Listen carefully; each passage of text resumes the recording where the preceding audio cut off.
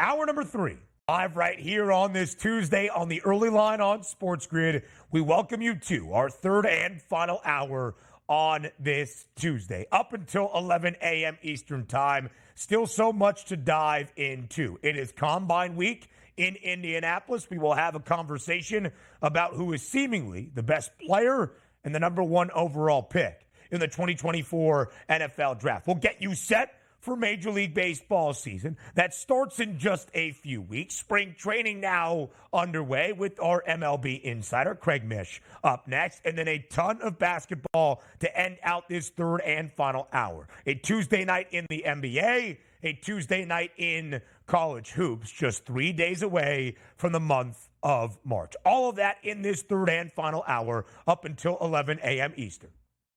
Yeah, big show here, hour number 3. Don't miss any of it because we have a nice little spirited debate here on generational talents and who they might be, and also a lot more college basketball because, as we know, yes, it's a leap year, but this Friday, Ben, is March 1st, and we know once March starts, the dancing shoes go on.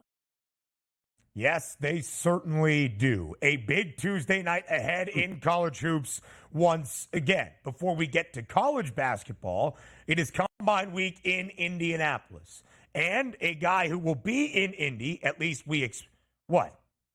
You don't like the Combine Week? What a shock. Yeah. What a shock. What a shock. Donnie Rightside doesn't like the NFL Draft Combine and the Scouting Combine. What a surprise that is. We'll get to why in just a moment, but everybody's got to be here for it. So let's welcome in our SportsGrid radio audience here. Hour number 3, our third and final on this Tuesday on the early line. Sirius XM, channel 159. All of our radio terrestrial affiliates now in the fold as well. I am Ben Stevens. I like the Combine for what it is. Donnie Rightside does not. How come, Donnie? Tell the people. It's just a waste of time and all. Like you say to yourself, right? Like even if your company, which these are NFL teams, are going to send you a place, like you might say, hey, look, we got you on the list here. We're going to send you out to Indy at the Combine. If I'm a young, up-and-coming talent evaluator in an organization, I pass on that. I said, well, why would you pass on that? Like, you're going to evaluate players. I got enough tape here, and I'm not going to waste your money by sending me to Indianapolis where nobody wants to be. Now, granted, this is in Los Angeles, San Diego, Las Vegas, Miami. We're all in on this. But the fact that the Combine is actually in Indy, that's a major downgrade. Why are we even televising this? Why are we even promoting this? It's ridiculous. I knew that's what it would come down to. A shot at Indianapolis, this nation's best sports hosting city, as we found out just mere weekends ago for the NBA All-Star break. Now, let me say this, in terms of the actual points that you brought up about being a young and talented draft evaluator rising the ranks in an NFL organization. If you put all of your stake in all of a prospect's worth into what happens in Indianapolis or at a pro day or at an individual workout, you are not a young and talented and promising evaluator. And I don't think they truly do. It is a component of the overall sample size that you have on a prospect. It's like what we do, Donnie, reading between the lines. Ooh, that should be a larger spread than 3.5. It should be at least 5.5 in knowing the trends, in knowing how the two teams match up for any specific matchup. That is what the best talent evaluator does. They take a little bit of the Combine and obviously match it up with the tape to get the full picture of what a prospect could mean for your NFL franchise.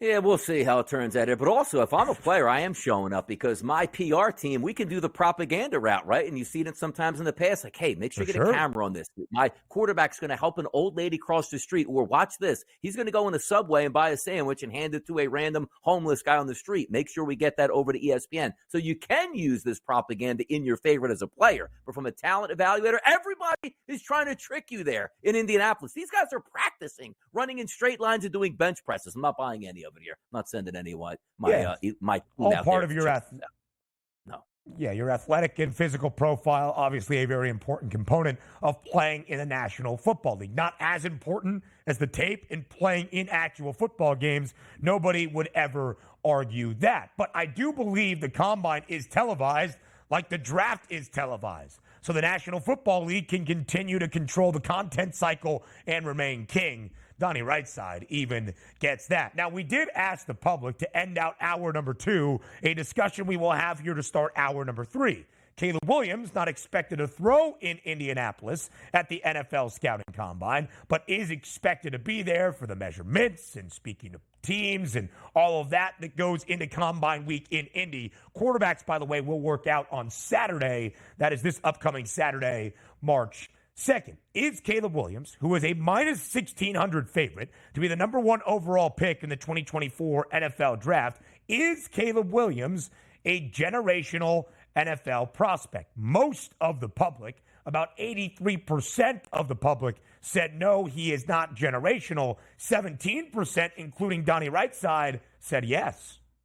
Well, here's the reason being, too. Let's go back maybe the last 25 years and look at generational talents here. Most notably, we look at the quarterback position. Trevor Lawrence in 2021, It was tank for Trevor here. We knew that. We knew he would be a generational talent. He was wonderful in college. Now, has it equated yet to the pros? We've seen flashes here, but we're waiting for the next step here. But before that, like Joe Burrow in 2020, we didn't talk about him as a generational talent. He's a very good quarterback in the NFL. We're just talking about hype and where it maybe meets the NFL. Kyler Murray, no. Baker Mayfield, nope. Jared Goff, nope. Jameis Winston, no. You have to go back to 2012 to find Andrew Luck. And before that, we knew Cam Newton was a very good college quarterback. Generational talent, nope. How about Sam Bradford, Matthew Stafford? Solid quarterbacks in their own right. Alex Smith, Eli Manning. No, you actually have to go all the way back to 1998 to find Peyton Manning here. So we're talking about maybe three guys over the past 25 years with this much hype.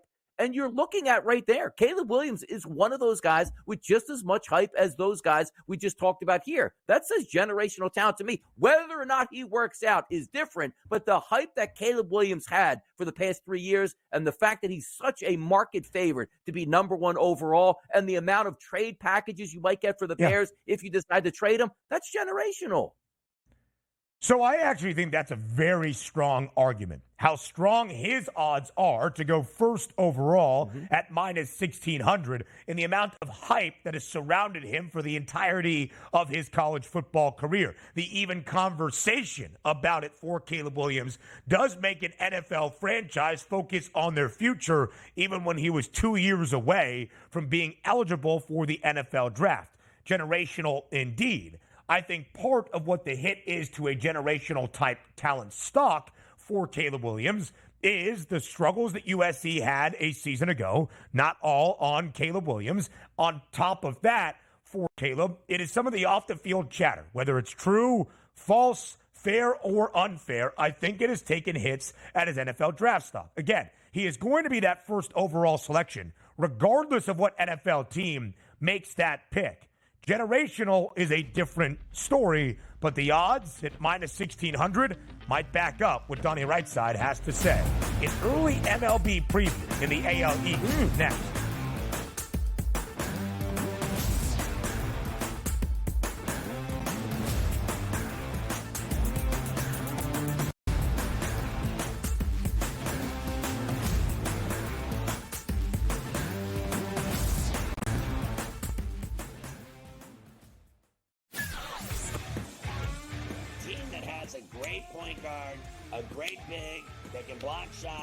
Team that can play defense and seniors that can put the ball in the hole. That's who you bet on.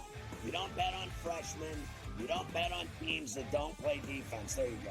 I mean, you got to run the guy over to call a foul in a tie game in that kind of a spot. That was a bad job by those refs. Pharrell Coast to Coast, only on SportsGrid.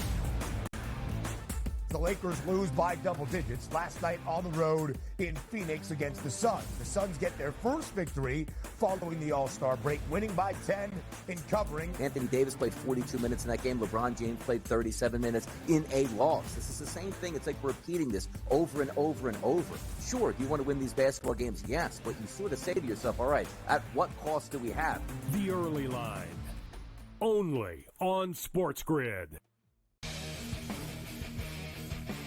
Like the Minnesota Wild were down by 2 goals today.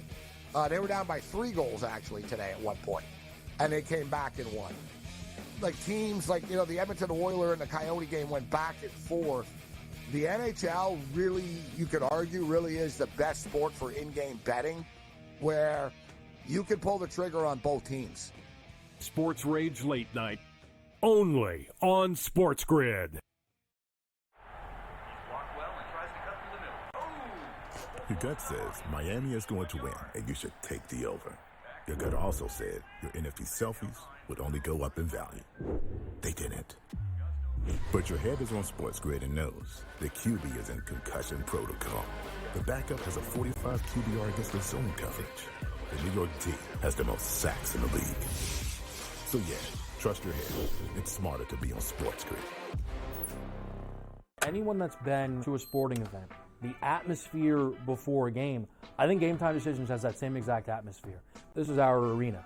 This is what we do. There is going to be an energy to Game Time Decisions that you will feel night in and night out. The excitement you get when you lock your bets in, when you're figuring out what you want to do, we can zone in on the biggest games each night. I want this to be the place that people come to before the games start so they feel as ready as possible to lock in their cards. We are going to hit every single one of those markets that you need to know about. We're going to go through every single thing, and I've got a great team behind me that's going to help me get the job done. There is not going to be a better place, I promise you, than Game Time Decisions to get that new information, react to it, and be able to then bet accordingly. We will have everything at our disposal, and we will use that to our advantage. I'm Kevin Walsh. Tune into Game Time Decisions from 6 to 8 p.m. Eastern on SportsGrid.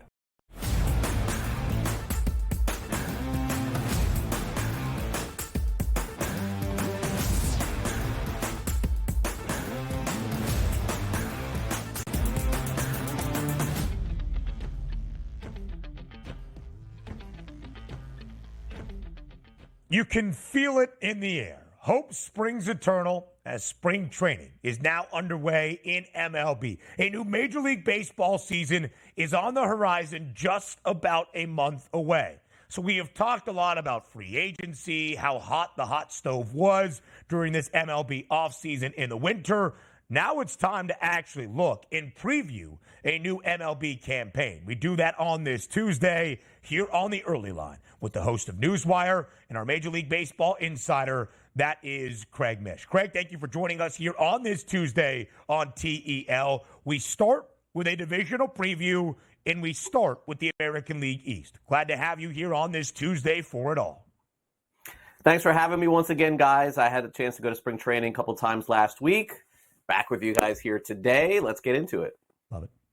There are 3 divisions, of course, in each league, 6 in total. Craig, when you look at the American League East, it is stacked. Last year, the divisional champs, the Baltimore Orioles, who won more than 100 games and were the number 1 seed in the American League playoff bracket. But this year, it's the New York Yankees, of course, booked as a favorite at plus 130. The O's, the second best price at plus 220. A small drop-off to Toronto at plus 440. Never count out the Rays at plus 650. And the Red Sox bring up the rear at 14-1. Craig, as you look at the American League East as a division as a whole, is it the best division in Major League Baseball? Look, I think you can make the argument there, or maybe even the National League East as well, because, you know, the Braves are going to be there. There's no question the Phillies are going to be there. I mean, I foresee the Mets improving over last year. The Marlins made the playoffs. Washington's going to get better. So it's probably one of those 2 divisions, I would say, going into the season. But, you know, very clearly for me, I think what makes this division so good is you basically, to me, have 4 teams out of the 5 that could potentially win the division. I'm not going to discount the Tampa Bay Rays at all based on what they've proven over the last decade or so. To me, the only price that, you know, again, you know, sometimes you throw a dart, you take a long shot here. Personally, the Red Sox would not be one of those for me. I just haven't seen them make any impactful moves in the offseason. And, you know, certainly there's still a little bit of time to come. There's been, you know, rumors of Jordan Montgomery. Would he make the Red Sox an American League East winner? I don't think so. So for me, it's one of those 4 teams that you just showed.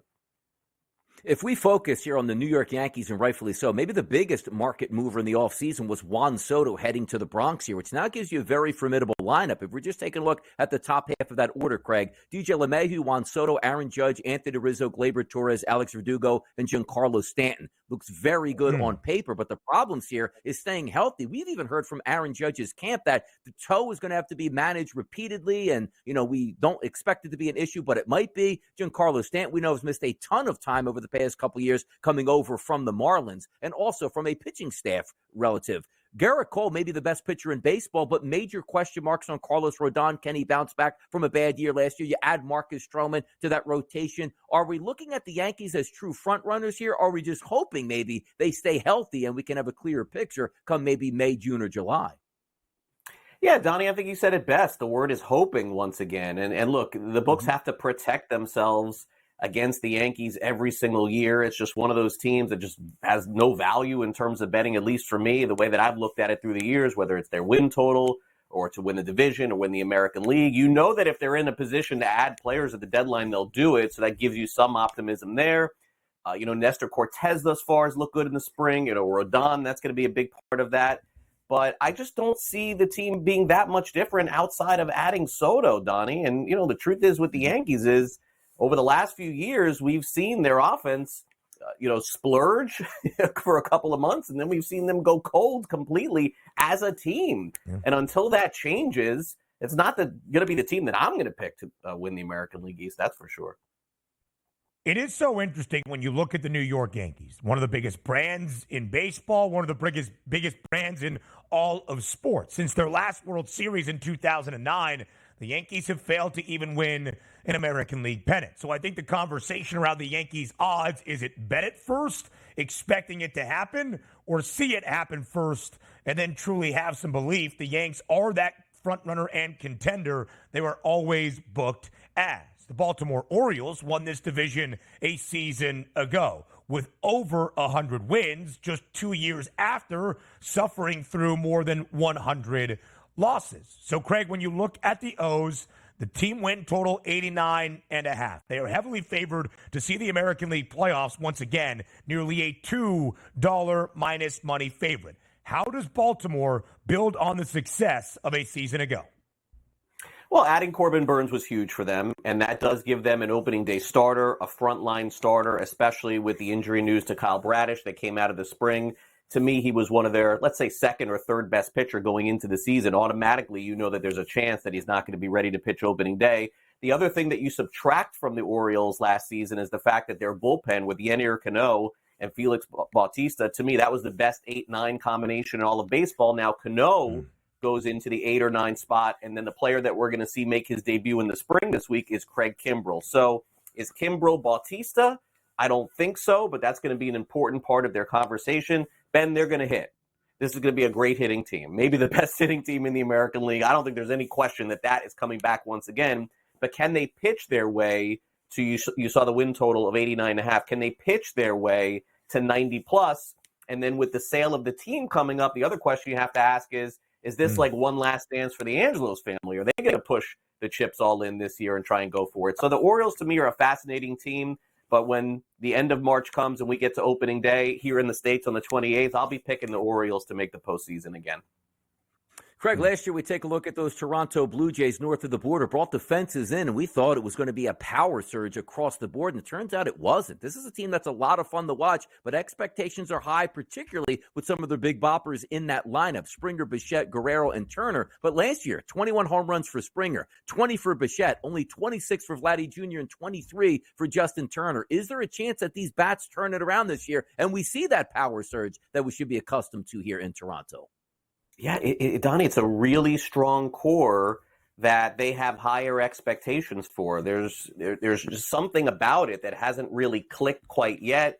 We saw their pursuit of Ohtani in the offseason, and that didn't happen. I still think the team is built to make the postseason. And honestly, if you put their team up against the New York Yankees, I mean, is there that much different? Why are we hoping for the Yankees? Or let's say this, why are we hoping for the Blue Jays and expecting for the Yankees? Like, it's not fair. So I do think the Jays are going to be right there in the end, another team that could be formidable. I guess my concern would be with them is that what if it doesn't go right this year? What would they choose to do? Would they break up this core? Would somebody get traded? Remains to be seen for me. But look, the Blue Jays, to me, going to be above 500. I think their win total, by the way, is posted 87.5. One of those that I feel like is really spot on and close going into the year. Two more teams to go in the American League East. The Rays, a staple of consistency. They have been to the playoffs each of the past 5 years. Craig, what is the main reason you point to the consistent success for Tampa?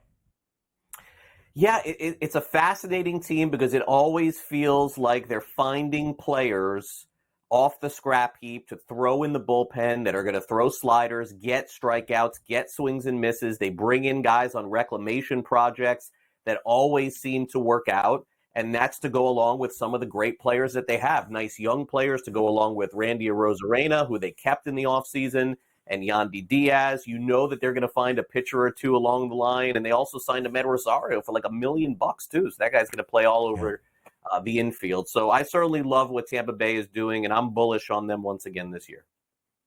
They have gone over that win total of 84.5 in the last 5 full Major League Baseball seasons. Quickly here, Craig, as we approach the break, the Boston Red Sox, the lowest win total in the division, 79.5. What does a good year look like at Fenway? I don't know. You tell me. This has not been a good offseason for them. They haven't done enough. There's still some time to get a little bit better, but they hired a new, president of baseball operations in Craig Breslow, and he's going to be under fire almost immediately. I'm not bullish on them. A tough year maybe ahead for the Red Sox, the lowest win total in the American League East. We will see Craig on Newswire in about 40 minutes. More in the early line up next.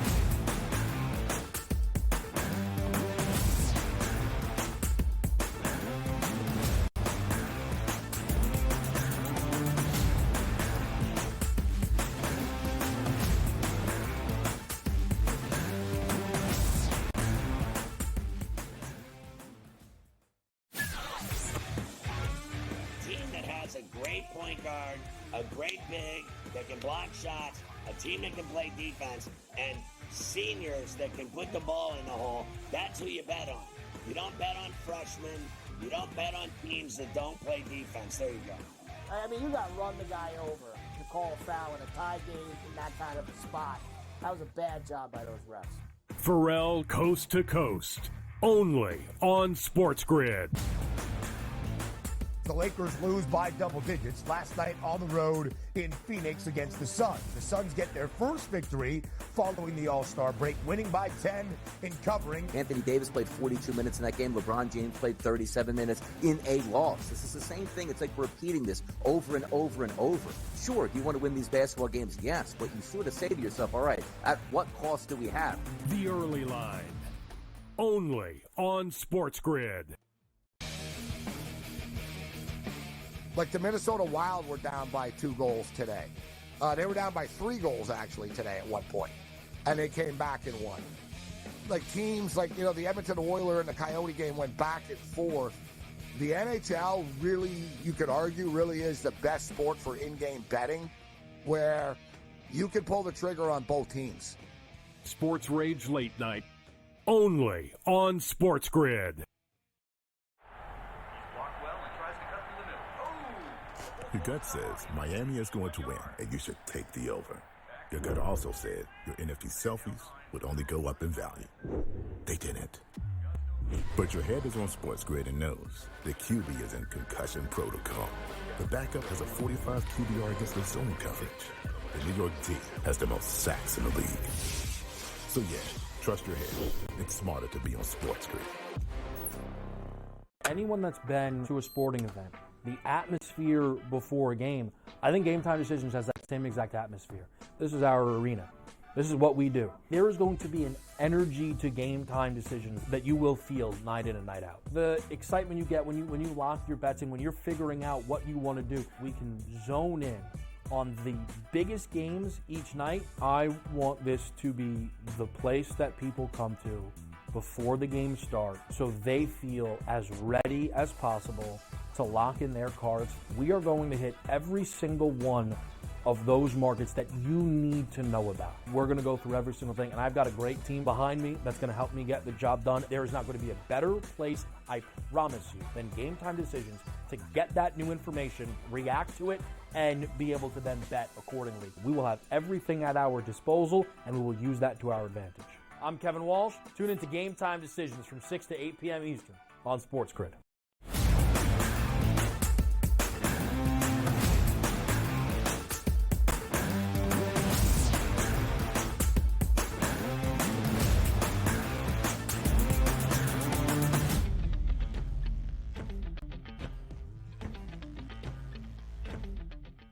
Let's go around the association. Live right here on this Tuesday on the early line on SportsGrid. Only 4 games yesterday in the NBA. Plenty more on this Tuesday. What could have been potentially a marquee matchup and maybe an Eastern Conference Finals preview lacks a little bit of that luster tonight in Boston inside TD Garden. On one side remains the best team in the association, the Boston Celtics. They had 43 wins at the All-Star break. Now make that 45. They have won both of their games following the break. Boston not only the best team, Donnie, in the NBA, the hottest team, winners of 8 straight. In the C's, a 12.5-point favorite against the Philadelphia 76ers tonight. Over-under stands at 230.5. Of course, no Joel Embiid for Philadelphia. He has missed 13 of the past 15 games for the 76ers, in which Philly has lost 11 of those 15 games. Yeah, it's going to be hammer time again tonight here for the Boston Celtics. Now, do you want to say you want to lay, close to more than double digits, close to 2 touchdowns in this game? Probably not. But at the same time, what gives you hope for the Philadelphia 76ers that they're going to go on the road and take on Boston or at least be competitive well into the second half? I don't see that happening. The Sixers weren't all that competitive at home against the Milwaukee Bucks, another one of those teams that is trying to front run here in the Eastern Conference. But the clear-cut favorites in the Eastern Conference are the Boston Celtics. And as their starting lineup, Holiday, White, Brown, Tatum, and Porzingis, if they're full gas tonight, they should easily dispatch the Philadelphia 76ers in this game. But also, as I talked about it before, I knew they were going to lose to Milwaukee. I know they're going to lose to the Boston Celtics. Then I'm going to bet the Philadelphia 76ers, still sitting at 31 to 1 price here at the FanDuel Sportsbook to win the NBA championship, hoping that Joel Embiid comes back and returns to form, and they can win a few playoff series to turn that ticket into money. But as for tonight's gambling, the Sixers should get shelled in Boston. Yeah, as we have said, 18-1. Now the number on Philadelphia to win the Eastern Conference, 6th best price. But where Philly stacks up in the standings, still that 5th best number, a game lead over both Miami. That would be the 5-6 split. And the Pacers only a game back of Philadelphia as well. So the 76ers still staying out of the play-in tournament is the key to any of their Eastern Conference Finals aspirations with a healthy Joel Embiid. Now, Boston, who has a 45-12 record and winners of 8 straight, they have been booked as a double-digit favorite in 5 of the 8 consecutive wins. Boston has been booked as a favorite in 55 of 57 games this year. 26-3 against the spread. Next up, we go to Cleveland. It will be the Cavaliers hosting the Dallas Mavericks, who were one of the hottest teams in the NBA and the hottest team in the Western Conference, winners of 7 straight. That win streak came to a close for the Mavs on the road in Indianapolis on Sunday afternoon. Now a 4.5-point underdog is Dallas on the road in the land today against the Cavaliers. Over-under stands at 232.5. I think I want a little bit of the Dallas Mavericks in this spot here. I'll take the 4.5 points. Doncic and Irving expected to be in the lineup, which is going to be key, obviously, as we know. But also, coming out of the break, the Cleveland Cavaliers, we thought we were going to get Donovan Mitchell back. Misses the game against Orlando and also against Philadelphia, but did return at Washington. Again, a bad basketball team. He really wasn't all there, Ben. 36 minutes played, 4 of 10 from the field, and only equated to 16 points. So maybe you're catching the Cleveland Cavaliers at the right time where you don't have a full gas Spider Mitchell here. I'll take the points with the Dallas Mavericks on the road tonight, predicated once again that Luka and Kyrie are both in the lineup as he anticipated tonight. I think they can give Cleveland certainly a good run for the money and also the chance to win the basketball game, but we'll take the 4.5 points. The Cavs did enter the All-Star break, one of the hottest teams overall in the calendar year 2024. They had won 18 of their last 20. They were 18-3 in 2024 overall. They have dropped 2 of their first 3 following the All-Star break. Of course, Spida did return for the matchup against the Wiz, a 9-point win for Cleveland. Its first following the All-Star break, but did not cover as a hefty 14.5-point favorite. Now, Dallas as an underdog, 10-14 against the spread, only a dog once in that 7-game win streak. They were a slight favorite on the road in Indianapolis. Cleveland has gone under in 3 of its last 4 games. That total tonight at 232.5. The Knicks will host the Pelicans on the second leg of a back-to-back. Again, it was chaos. It was hysteria at the end of the game for the Knicks yesterday against the Detroit Pistons. Just the 3rd win for New York in its last 9 games. The Pels enter actually as a road favorite, laying 3.5, total at 219, now 218, and a hook. Is the right side favored inside MSG?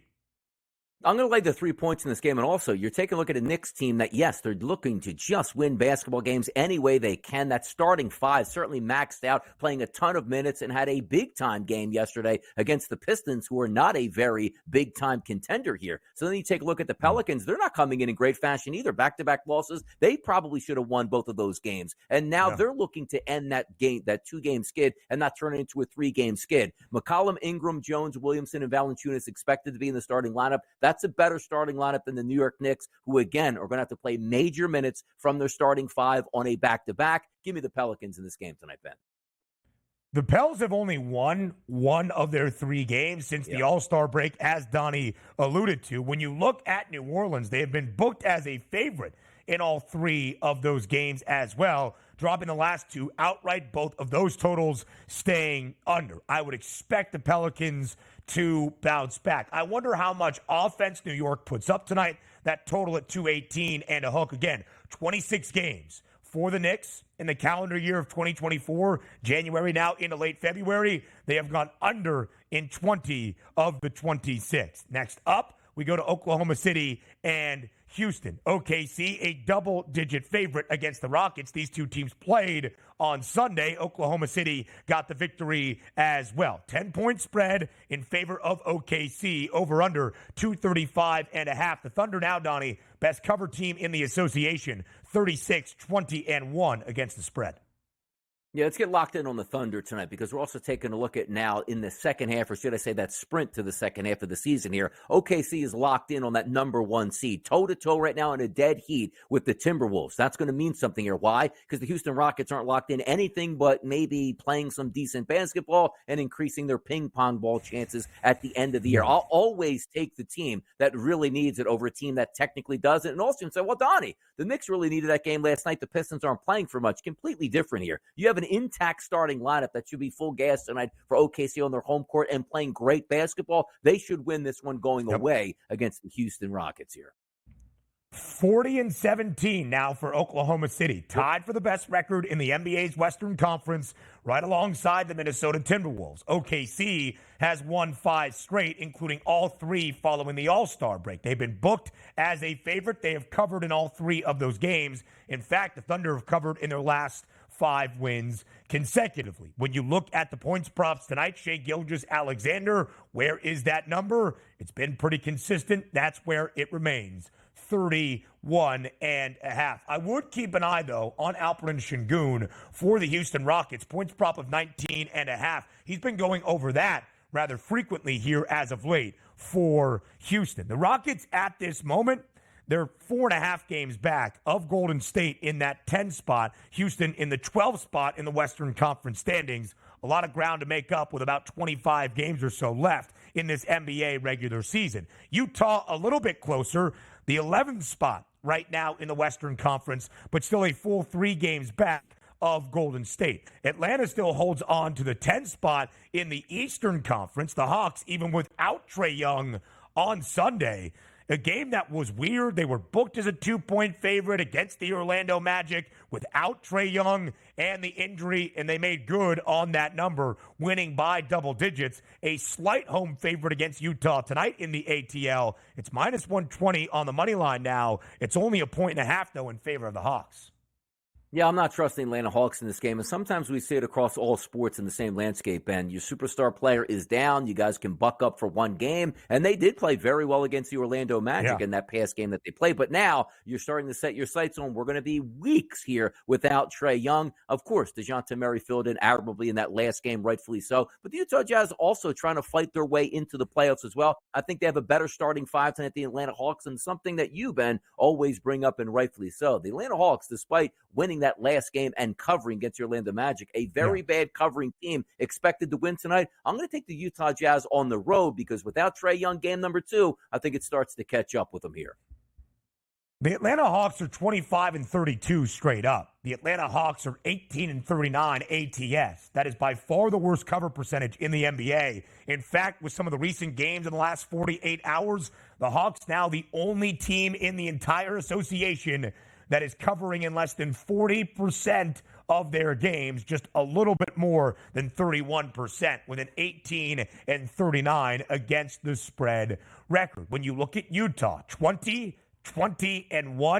ATS as a dog, but it's a 1.5 spread. There's 18 cents of difference on the money line entering tonight's game in Atlanta. Utah has also been pretty good winning outright as a dog, 15-26 straight up, 15 outright victories as an underdog.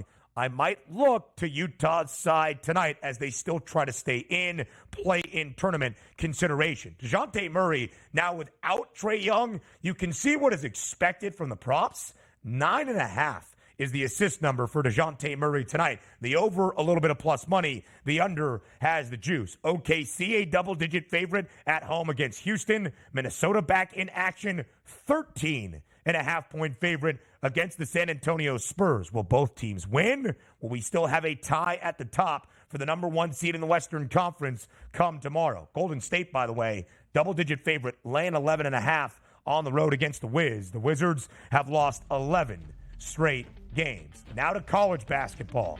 This is only February, but it's almost March. In 3 days, with John Rothstein next.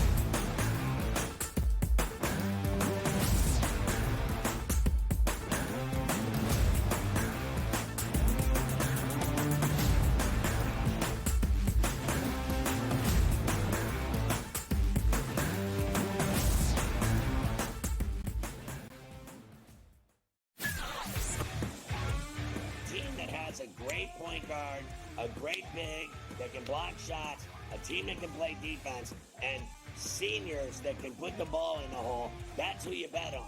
You don't bet on freshmen. You don't bet on teams that don't play defense. There you go. I mean, you got to run the guy over to call a foul in a tie game in that kind of a spot. That was a bad job by those refs. Pharrell Coast to Coast, only on SportsGrid.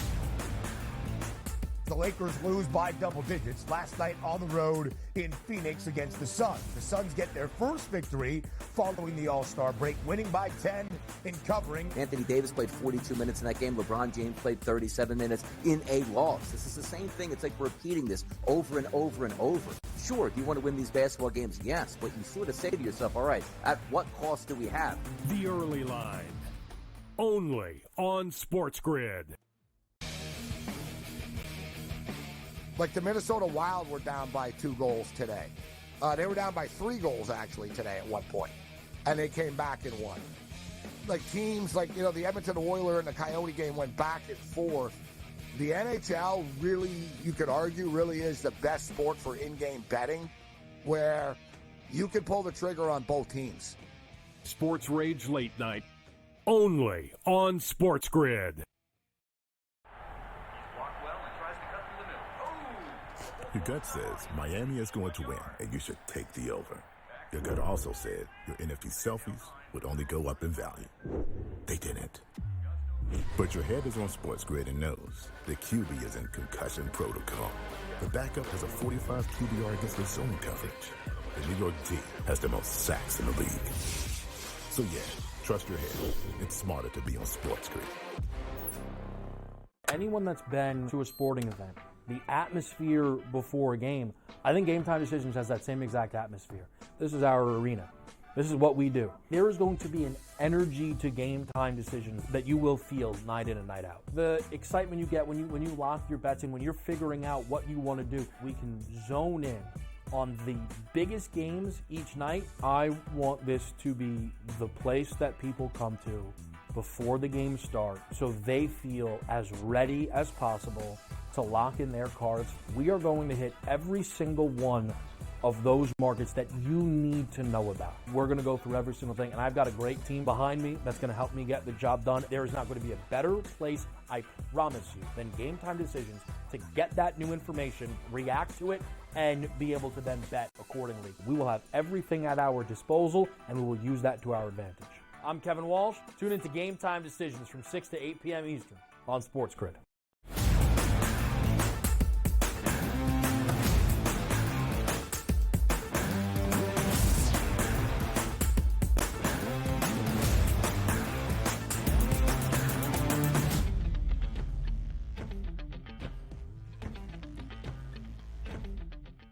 February can be a very long and dragged out month. Today is Tuesday, February 27th. This year, 2024, is a leap year. That's an additional day of February as we all await the month of March. That starts in just 3 days. So this might only be February, but maybe more so, this is almost March. Live right here on a Tuesday on the early line on SportsGrid as John Rothstein joins us live right here as March approaches in just 3 days. John, can you feel it in the air? When does the countdown to March officially get underway?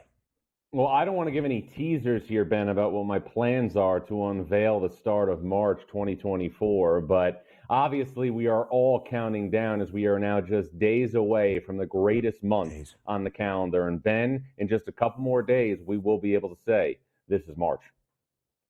And we sleep in May, and that is always the case. 3 days until March, 19 days until Selection Sunday to unveil the 2024 NCAA tournament bracket. John, only 2 top 25 teams in action on a Monday night. We go to ACC action in Chapel Hill. 9th-ranked North Carolina got 42 points from R.J. Davis. The All-American guard certainly seems to be that here this year in 2023-24. But despite being booked as a 14.5-point home favorite, the Tar Heels win by only 4 against a reeling Miami team. 42 points, though, for R.J. Davis inside the Dean Dome, a new record. John, what was the main takeaway last night in Chapel Hill?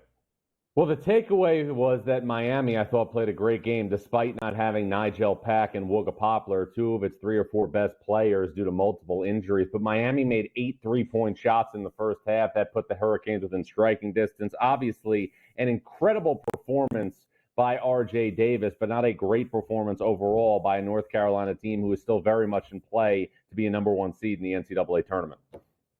If we take a look at moving forward here in the ACC, obviously the North Carolina Tar Heels, a 1.5-game lead right now over the Duke Blue Devils in the standings and also the Virginia Cavaliers. What is the upside of North Carolina for us? Is it a chance to get to the Final Four? Is it actually cutting down the nets? Where do you think they wind up here for us, John? North Carolina is a bona fide Final Four contender. There's no doubt about it. But I also think we need to point out that if North Carolina does not earn a number 1 seed in the NCAA tournament, it could be the 2 seed in the East region, and that would mean likely having to go through UConn to get to a Final Four. That will not be an advantageous situation for any team that is a 2, 3, or 4 seed in the East region because, as we've been well documenting, the Huskies are set to play their first 2 games at the Barclays Center in Brooklyn, and should they advance, they would then play regionals in Boston, less than 2 hours away from the basketball capital of the world, Storrs, Connecticut. That's certainly where it is right now. UNC, that 20-1 number to win a national championship right alongside Marquette and Auburn, 6th best on the FanDuel Sportsbook. The other top 25 team in action last night, 15th ranked Baylor. They dropped both of their games a week ago on a big Monday in Fort Worth. The Bears get a big victory outright as a 2.5-point road underdog against TCU. John, what does each and every night in the Big 12 during conference play mean for these Big 12 teams, including Baylor, and their outlook in March? It means that you're playing a game that for the most part is equivalent to a game in the NCAA tournament. And last night was not a very aesthetically pleasing game, but Baylor, 2 days after losing a heartbreaker to Houston, was able to go on the road and get a very, very nice win against a team in TCU that's going to be playing in the NCAA tournament for the 3rd consecutive year for the first time in program history. But I firmly believe that for Baylor to be really, really hitting its stride at the right time in a couple weeks, it needs to get back to full strength, and it needs to get Langston Love back in the lineup. He has been in and out of the lineup the past couple of weeks due to nagging injuries, but this is Baylor's first reserve guard off the bench. He's a double-figure scorer. He gives Scott Drew another weapon in reserve. Let's get to the SEC and have some fun tonight. We take a look at six current ranked teams in the SEC, 7 teams within 3 games of the top spot, which currently is held by the Tennessee Volunteers and the Alabama Crimson Tide. We just watched over the weekend an unbelievable offensive performance for Kentucky, scoring over 115 points against Alabama in a victory. Now they go on the road, a more defensive-minded Mississippi State team. If we line this up at the FanDuel Sportsbook, John, we have a favorite here. It's Mississippi State at -3.5 and a total of 156.5. Fresh off that big victory over the weekend for Kentucky, what can we look forward to tonight between the Wildcats going down to Mississippi State? A complete contrast in styles. Kentucky scored 117 points on Saturday against Alabama at Rupp Arena, and tonight it has an appointment with the dentist himself, Chris Jans, somebody who relishes in winning games 60-55. But the big difference in Mississippi State this year versus last season's team that went to the NCAA tournament and lost in the first 4 to Pitt is Josh Hubbard. Now, there has been a lot of talk about elite freshmen in the SEC, and many of those freshmen play at the University of Kentucky. But it would not be an oversight, Ben. It would be a flat-out insult to have a conversation about the best freshman in the SEC and not bring up Josh Hubbard. He's averaging over 15 points a game. He had 32 in Saturday's win at LSU for Mississippi State. And people from the periphery are going to look at tonight's game as just another stop as Kentucky gears up for a big run in the postseason. I look at it as a showcase opportunity for Josh Hubbard, one of the best freshmen in college basketball that not enough people are talking about. Under Chris Jans, we know the philosophy. The Bulldogs, the 11th best defense in the country. You look at that total, 156.5. Kentucky over in 19 of 27 games. And that phenomenon where the unranked home team is booked as the favorite against the ranked road opponent. John, as you look at Kentucky overall, of course, across college basketball, teams are judged and evaluated by different metrics. For Kentucky, it is Final Four berths, and it is national championships in Lexington. They have not reached a Final Four, has Kentucky, since 2015. Only 2 Elite 8 appearances in that span of nearly a decade as well. Is this the team under John Calipari to get Kentucky back to a Final Four? There won't be a team that Kentucky plays in the NCAA tournament on a neutral court that boasts more talent. That doesn't mean, though, that Kentucky is going to be good enough to win 4 games in the NCAA tournament. It all depends on the draw, Ben, and we won't know that until Selection Sunday, which is 2 weeks from Sunday. But I also think that Kentucky needs to take the next 2.5 weeks, the rest of the regular season, and the SEC tournament to be in a situation to boost its potential seed. Right now, it's kind of in the mix to be a 5 seed in the bracket, but Kentucky, in my opinion, with the games it has left on its schedule, like tonight against Mississippi State, like a game at Tennessee before the end of the season, and also several neutral site games that it will play in the SEC tournament, there is still a slew of quad 1 opportunities at hand for the Wildcats. The more of those that they win, the better their seed will be on Selection Sunday. Freshly minted at number 1 in the country, it's those Houston Cougars from the Big 12 set to play tonight, taking on Cincinnati at home. This line at the FanDuel Sportsbook is at -13.5 and a total of 132.5. The pressure of being number 1, we see it multiple times. Houston finally number 1. What can we expect tonight from Houston and also for the rest of the regular season here, John, in the Big 12? Well, to me, it's pretty amazing that, Houston over the last 3 years in the American Athletic Conference won just over 86% of its conference games. And now Houston bumped up a weight class, went to the Big 12, which has been unequivocally the best conference in college basketball. And as of today, it has won still over 78% of its conference games in its first year in the league. The reason? Kelvin Sampson, further cementing his place as a Hall of Fame coach. And think about this for a second, guys. 10 years ago, when Kelvin Sampson took the Houston job, they were nowhere near the top 25. And Houston right now is just 2.5 weeks away from being a number 1 seed in the NCAA tournament in back-to-back seasons. That's pretty remarkable. The Cougs ranked number 1 in the country for the first time this year, the 5th different team to be number 1 in the AP poll this season. They spent 7 weeks as the number 1 team in the AP poll a season ago, but that was the first time since 1982-83 in the Phi Slamma Jamma days for the Houston Cougars. Another Big 12 battle tonight inside the Fog in Lawrence, Kansas. The 7th-ranked Jayhawks host BYU, a 6.5-point number in favor of KU. John, the total at 154.5 as we near the end of the regular season in Big 12 conference action. What's the breakdown tonight inside Allen Fieldhouse? Well, I want to start just with Kansas and the overall long-term picture because Mark Twain said worrying is like paying a debt that you don't owe. But I'm officially starting to worry about Kansas and the situation with Kevin McCullough. Bill Self has already said that he's not going to play tonight against BYU due to a lingering knee injury that has made him in and out of the lineup over the past month. And with Kevin McCullough, Ben, Kansas had limitations. Without him, to me, they're a team that's primed and destined to be knocked out by the second round of the NCAA tournament. It drastically changes their ceiling. And I have always felt this, and Ben, you've been covering sports a long time. When there's an ankle injury, a couple of days, a week off, you can heal that. Knees don't go away until after the season. So there's a lot of concern and a lot of trepidation when you think about the future of Kansas moving forward with a Kevin McCullough that's nowhere near 100%.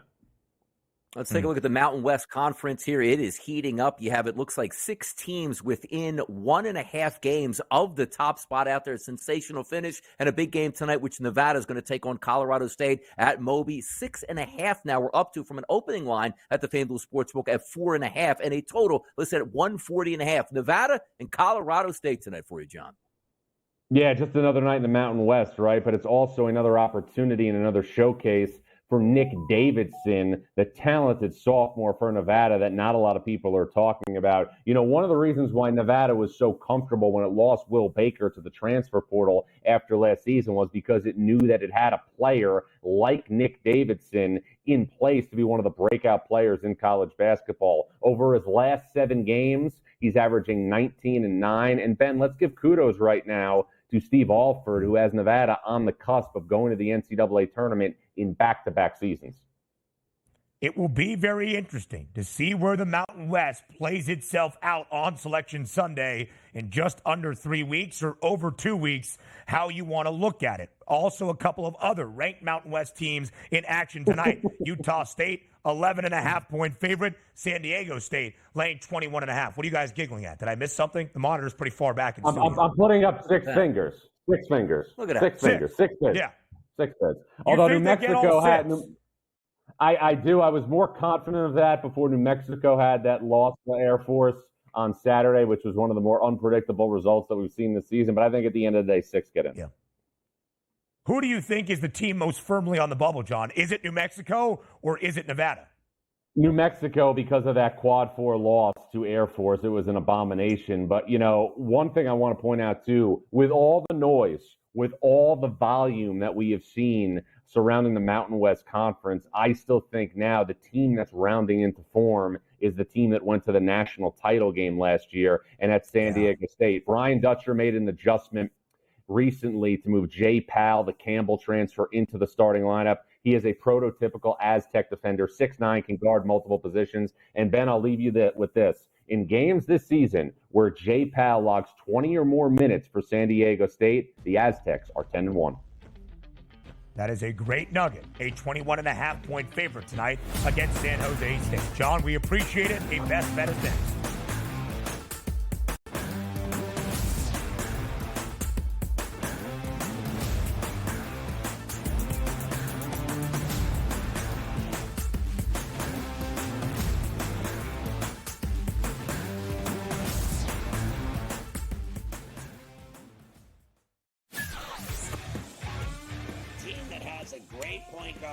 A great big that can block shots, a team that can play defense, and seniors that can put the ball in the hole. That's who you bet on. You don't bet on freshmen. You don't bet on teams that don't play defense. There you go. I mean, you got to run the guy over to call a foul in a tie game in that kind of a spot. That was a bad job by those refs. Pharrell Coast to Coast, only on SportsGrid. The Lakers lose by double digits last night on the road in Phoenix against the Suns. The Suns get their first victory following the All-Star break, winning by 10 and covering. Anthony Davis played 42 minutes in that game. LeBron James played 37 minutes in a loss. This is the same thing. It's like repeating this over and over and over. Sure, do you want to win these basketball games? Yes, but you sort of say to yourself, all right, at what cost do we have? The Early Line, only on SportsGrid. Like the Minnesota Wild were down by 2 goals today.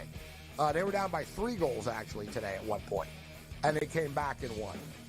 Like teams like, the Edmonton Oilers and the Coyote game went back and forth. The NHL really, you could argue, really is the best sport for in-game betting, where you can pull the trigger on both teams. Sports Rage Late Night, only on SportsGrid. Your gut says Miami is going to win, and you should take the over. Your gut also said your NFT selfies would only go up in value. They didn't. But your head is on SportsGrid and knows the QB is in concussion protocol. The backup has a 45 QBR against the zone coverage. The New York D has the most sacks in the league. So yeah, trust your head. It's smarter to be on SportsGrid. Anyone that's been to a sporting event, the atmosphere before a game, I think Game Time Decisions has that same exact atmosphere. This is our arena.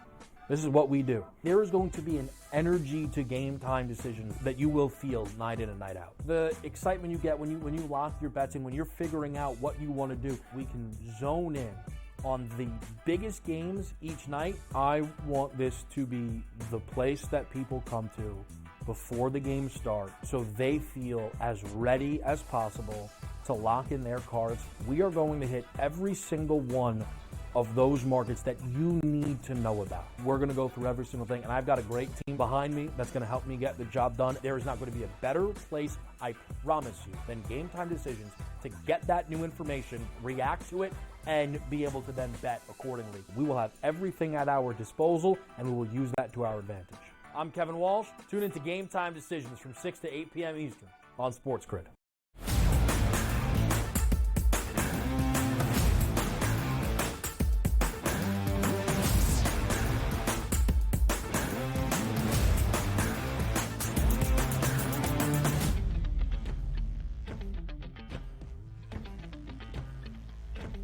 Closing out our 3 hours together live right here on this Tuesday, all across the SportsGrid network. This is the Early Line. I am Ben Stevens. He is Donnie Rightside, and this is the SportsGrid app, the ultimate sports betting companion app available for download at both the Apple and the Play Store. Included in the SportsGrid app, those are 5-star plays. Known as best bets here on the Early Line, we give you one as well. Before we say farewell and before we say goodbye, it is time for Bye, Bye, Bye.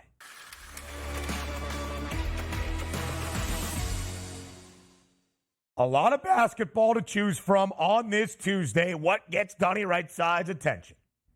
Rest advantages, and that's for the New Orleans Pelicans coming to Madison Square Garden tonight to take on the New York Knicks. I'm going to take the Pelicans at a -3.5 price. They had an embarrassing game on Sunday and a home loss to the Chicago Bulls. They'll bounce back tonight. Why? Because the New York Knicks are going to be forced to play their starters close to 40 minutes again on a back-to-back where they escaped against a bad Pistons team. Give me the Pelicans tonight. Should win by 5+ and cover that 3.5-point spread. So listen, I've been looking up and down the college basketball board with a plethora of options on this Tuesday. Nothing has really stood out to me. There are the spots. We discussed one of the games with John Rothstein, Mississippi State, laying 3.5 at home tonight against Kentucky in Stark Vegas. We have an unranked home favorite against a road-ranked opponent. Last night, it didn't work. Baylor won on the road, but now 9-4 straight up is that unranked home favorite, 8-5 against the spread. If you think the Bulldogs do get the win, I would think the total stays under 156.5. I also would look at an over with one of the highest over teams in college basketball. That would be Iowa against Penn State. The Hawkeyes flirting with the position of maybe looking at the bubble. Total is 161.5 against the Nittany Lions tonight. I would lead with some offense being scored inside Carver Hawkeye. And Texas Tech looking to bounce back. 3.5-point home favorite against Texas. Those are the leans, maybe the best bets on this Tuesday. Donnie and I will talk to you tomorrow on a Wednesday at 8 a.m. Eastern.